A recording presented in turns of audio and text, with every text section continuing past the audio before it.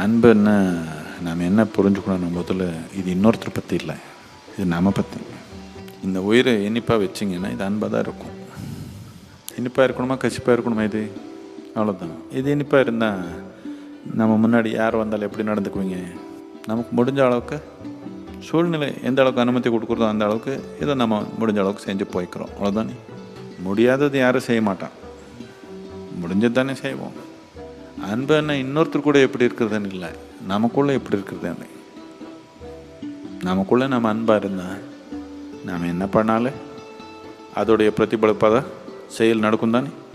அதனால் அன்புன்னா சமூகத்தில் என்ன பண்ணணும், யார் கூட எப்படி இருக்கணும் அப்படி இல்லை, இது எப்படி வச்சுக்கணும். இது இனிப்பாக வச்சுருந்தா நமக்கு சுகமாக இருக்குது, நம்ம கூட யாருக்கு தொடர்பு வந்தாலும் அவருக்கு சுகமாக இருக்குது. இது சுகமாக இல்லைன்னா யார் வந்தாலும் அவருக்கு அதுதானே ஒட்டுது.